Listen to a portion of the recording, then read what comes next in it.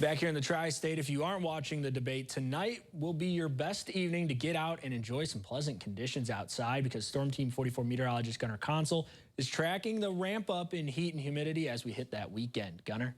Yeah, so, I mean, as we enter end of June, it's only to be expected that our, kind of spells of nice, comfortable weather don't last too long. I mean, it's summer after all.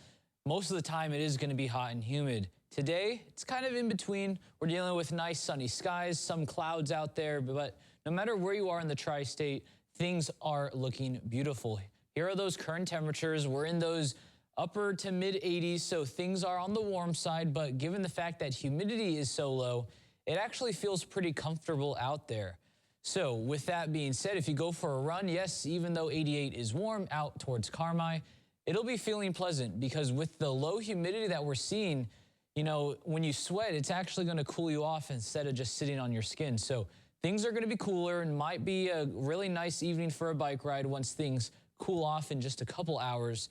But the reason for this comfortable air is because when we had the heat last week, it's because our air was from the south. We had high pressure sitting over us. But now we have high pressure, but from up north, which is funneling in some nice cool air into the tri-states. So you see all this blue? That indicates humidity levels that make it feel very comfortable.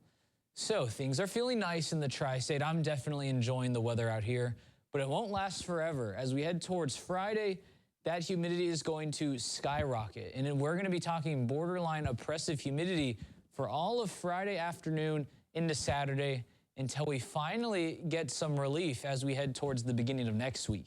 Now, the beginning of next week actually looks like the biggest relief we've seen since summer began. So it'll be feeling the most comfortable it's been in a while, but really only for Monday before we see that humidity and heat return yet again. So it's going to be a brief little spell this weekend, but it sure could pack a punch, especially since a lot of us haven't really been acclimated to the heat yet. But tomorrow morning, going to feel comfortable, yes. We're going to be starting off the day in those upper 60s. Warming up into those 70s for our Friday morning. Sunny, little cloud cover. But then as we reach the afternoon, remember when I said that humidity is going to skyrocket? Well, with that extra humidity, even though it's only going to be a handful of degrees warmer tomorrow, it's going to feel about 10, 15 degrees hotter with that feels-like temperature around 98.